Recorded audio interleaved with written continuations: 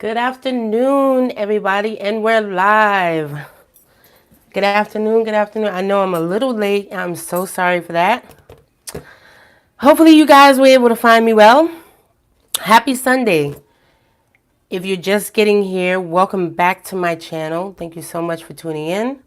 It is 3 p.m., and we're going to be doing the next installment of my Black History series. Yay!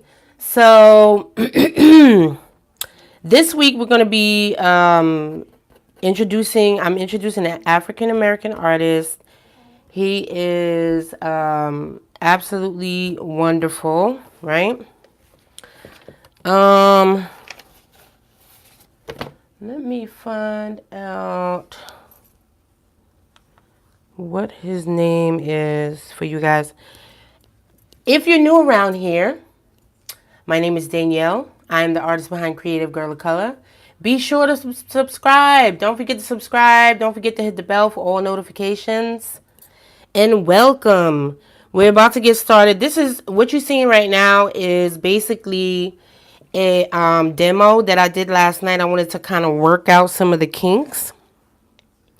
So I did a quick 1, 2, 3 just to figure out what my composition was going to be. And let me put this down for a minute. Here is the original photograph. It is actually, I actually printed out the reference. Here's my reference. And I'm going to find out, hold on a moment. So I make sure I have his name right. Edward Mitchell Bannister. Yes, this is who we're featuring today. He's an African American artist. He is a Black Canadian artist. He was what you would call a tonalist. So I'm going to give you a brief overview of who he is. How dope is it? I actually had to scour the earth to find this African American artist because I wanted to, it was, since we're going into Black History Month, I thought it was absolutely integral that I highlight not only Black History Month, but I highlight obscure African American artists that you may not have necessarily heard of, and to uplift my community and my culture. So I definitely wanted to bring this to you guys on YouTube. This is actually what we're painting today. Now, he was born in 1828. You can actually Google it if you want to have access to this reference, or I can set up a link down in the comments below, down in the description box for you guys to have access to this link. Access to this photo. Also, all the materials I'm using in this particular video is going to be down in the description box below. I forgot to kind of list all of my colors, but it's going to be the standard colors because back in the day, like, there's going to be no phthalo blue or phthalo green in this particular tutorial because back in the day, they didn't have access to phthalo blue and phthalo green because these are new colors that have just hit the market. And when I say just, I mean probably in the last 100 years, the last 50 years, these are colors that just hit the market. And this was actually painted in 1828, so of course he would not have access to this particular thing, right? So let me give you some fun facts about the artist. I hope you guys are ready. It is super dope. I'm going to be painting on an 11 by 14 canvas. It's just a regular canvas. You can get that anyway, or you can use paper. I'm going to be using acrylics today. You can use any acrylics you want to use. Okay, so I'm like super hype. Who is hype and ready to roll with this situation? Oh my God, like, where do you find this? You'd never be able to find something like this on YouTube where they're going to be highlighting these particular artists. Like, and this is near and dear to my heart because I'm an artist.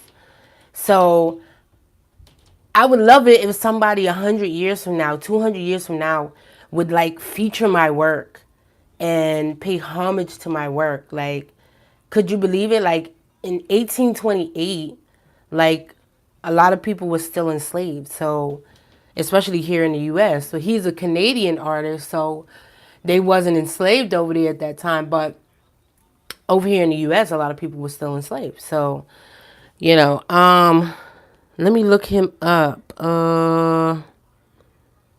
Let's see, Edward.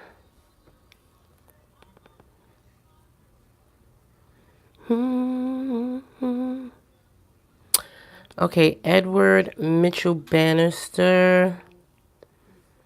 Because I want to give you guys a brief history on him. Edward Mitchell Bannister.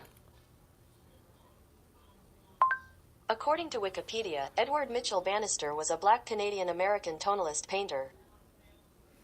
All right. See, Google got me. Google hooked me up. They gave you a little brief audio, right? Like a robot audio you could get. Okay. Now, let me actually get into it.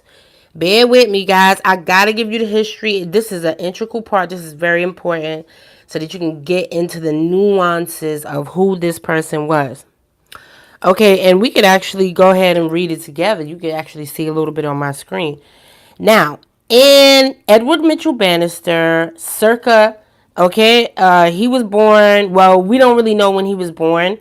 They have like a CA by his name because unfortunately, a lot of our ancestors we do not have a lot of records about our ancestors and any of the people probably past the last 100 years. We don't really have a lot of history on us, you know, because they really didn't keep records of us. We were really counted as like cattle and and you know, those sort of things. And since we was counted like that, a lot of people really don't have records on us. So I'm really surprised they was even able to even kind of pinpoint a little bit where he was born and what time he was born. And I think it was because he was a little bit, you know, famous for his time in the Canadian area.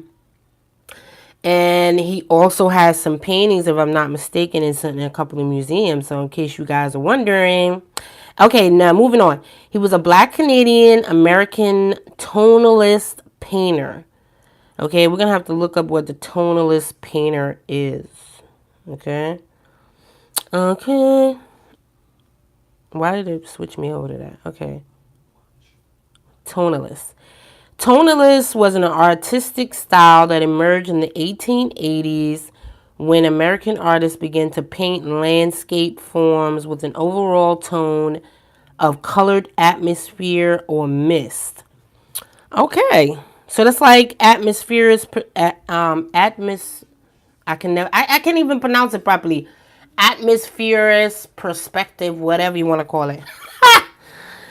Come on now. Stay with me, right? Tell me down in the comments if you guys can actually hear me, right? I need to know if you guys can actually hear me okay. If I'm actually broadcasting properly. I want to make sure that you guys... Ooh, sorry. Okay, well, I'm plugged in. So I want to make sure you guys can hear me. So let me know down in the comments you can hear me. Okay, so he was a black Canadian American tonalist painter. Like with other tonalists, his style, predominantly pastoral subject matter, was drawn from his admiration for Millet in the French Brazilian school. I don't know what that is because this is like a long time ago. Remember, this is 1828. What year are we in now? 2019. 1828. This was almost 200 years ago. I'm taking you back, way, way, way back. We're going to get like a brief history here, right? Because we got to make sure that we pay full homage to the ancestors on this particular thing, all right? We're going to get into it. He was born in St. Andrews, New Brunswick, and moved to New England in the late 1840s. Blah, blah, blah, blah. You know, it says he dealt with a lot of racial prejudice, which is not a new thing. We still dealing with it today. It is not a new thing. Let's see. His house, where Bannister lived between 1884 and blah blah blah blah, was owned by Brown University. So Brown University used to own it up until recently, up until 2016. I'm not sure why they turned that over or not.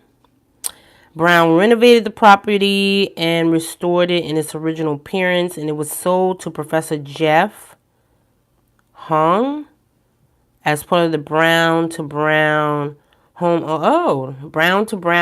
ownership. That's dope. 2 snaps, yes.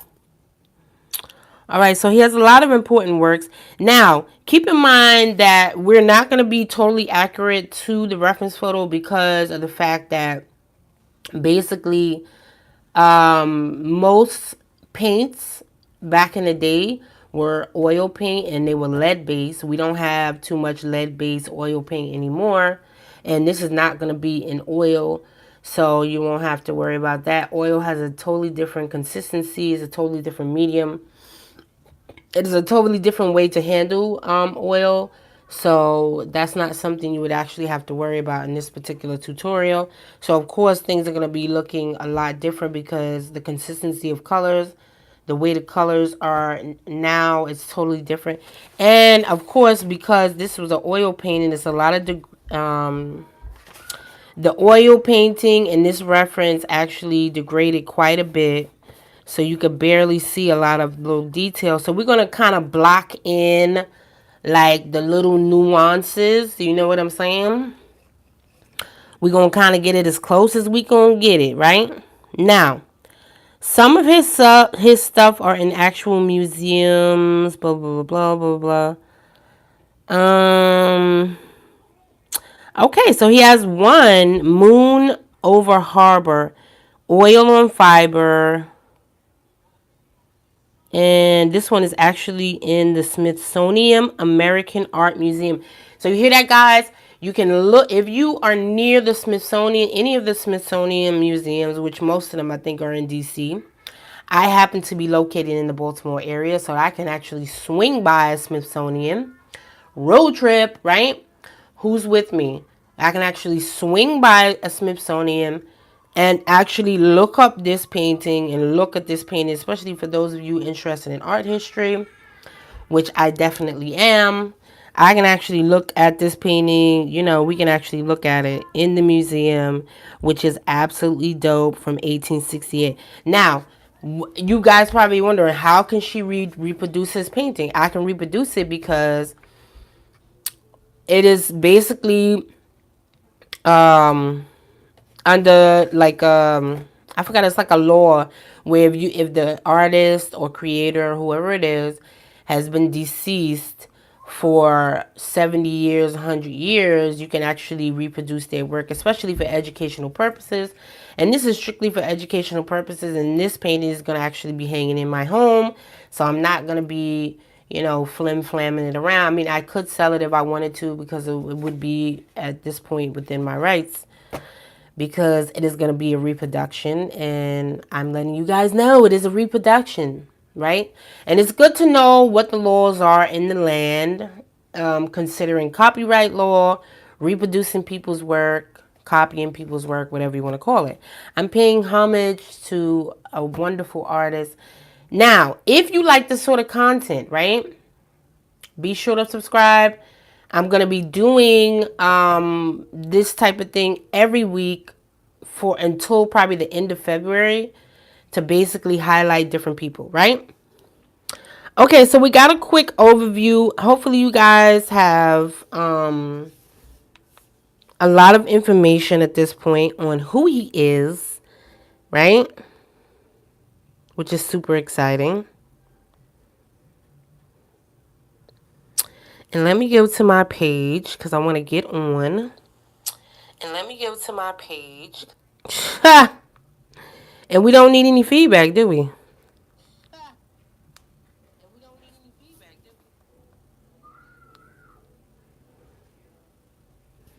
How can we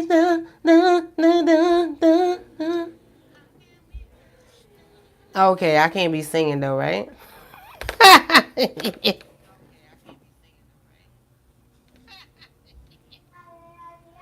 Okay, so I have my painting kind of propped up on something. Now, let me let you guys know this is gonna be as I was actually painting this thing in last night, right? As I was painting it in and doing a quick run through of how the painting was gonna look, as I was doing that, I realized that the painting is gonna be actually a long process. It's not gonna be something where it's gonna go quickly. So I'm gonna break this up in 2 to 3 parts, and I will put another installment up next week Tuesday. So make sure you guys stay tuned and you tune in, right? Okay, so let's get into the colors. Colors. I always have to sing that, so you guys just have to bear with me, right? I always have to sing that song.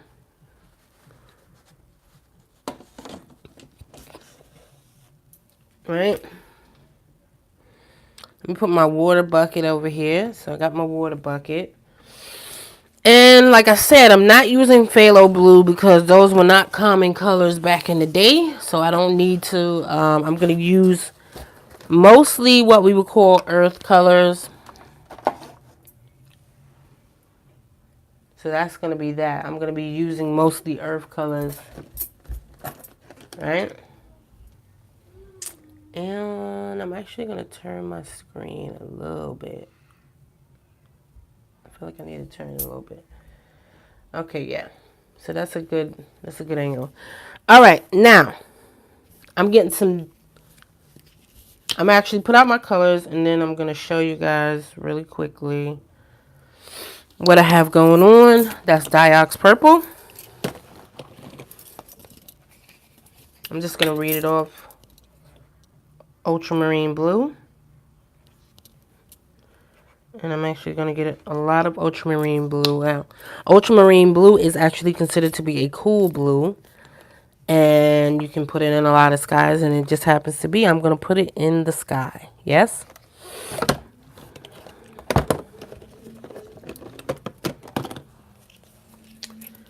And then I'm going to go to my green. Because there's going to be a lot of green in this, you guys. So I hope you are used to.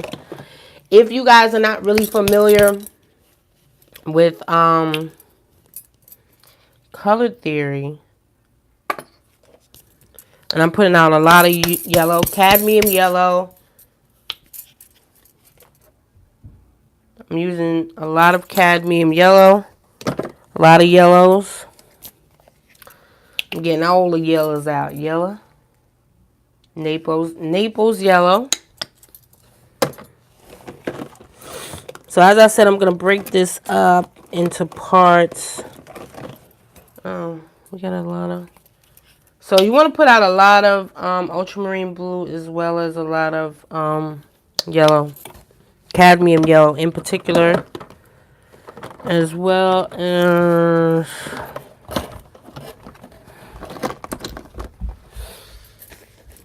Cadmium yellow. These are all main colors that you would actually see. Sorry, let me move my microphone because I don't have a clue as to what is going on. What is going on? And I don't want to get caught up here. How do we know?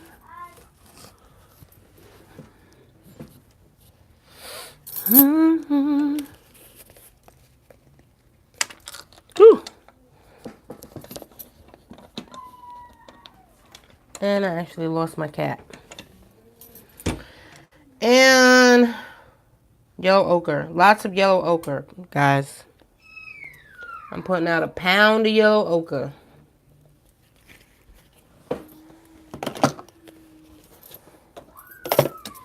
How did we get... I don't think I need all that, do I? And I'm not going to use any quinacridone magenta, which is my favorite combination that I usually use, because we're not going to be doing too many oranges. Again, we're doing a lot of earth colors. I'm going to put out a little bit of cadmium red. And I mean a smidge. I'm only going to put some of that out to kind of gray out my sky color. Right?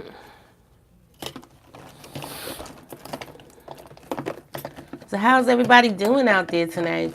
This week seems to be a little bit of a better week, you guys. I hope you guys are doing really well.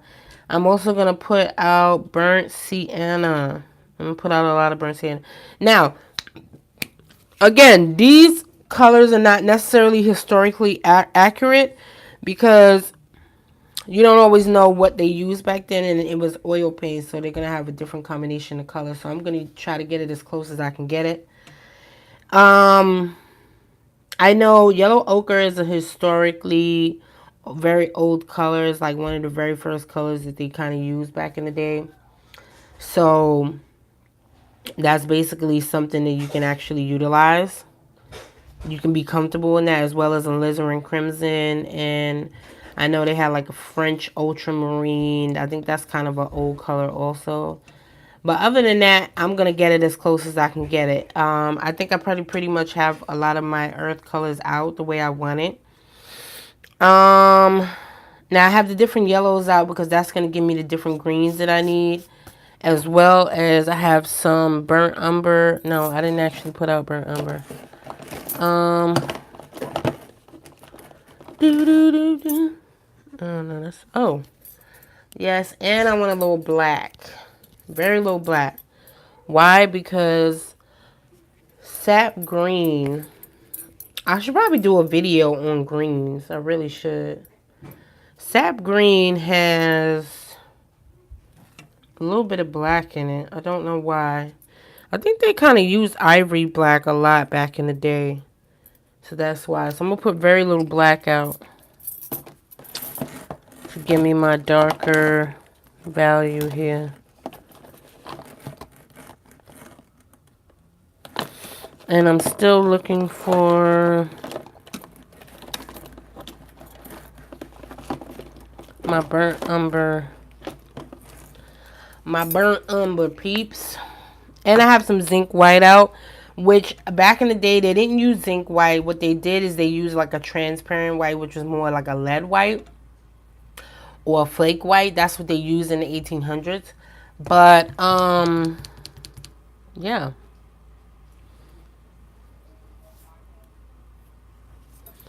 Hold on a moment, guys. Can somebody pass me... Oh. The charger over there? How can I do? Somebody pass me the charger.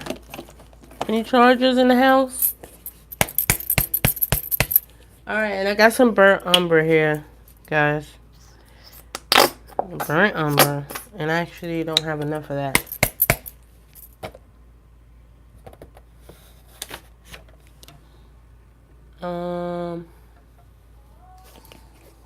What happened?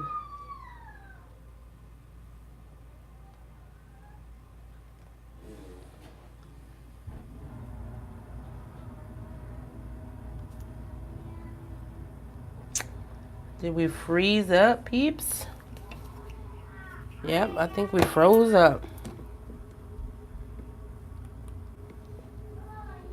Says we're live, but are we really live? Huh.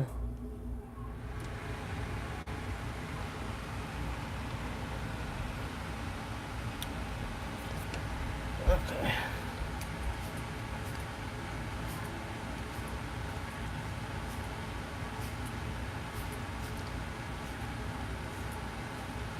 I need to get my...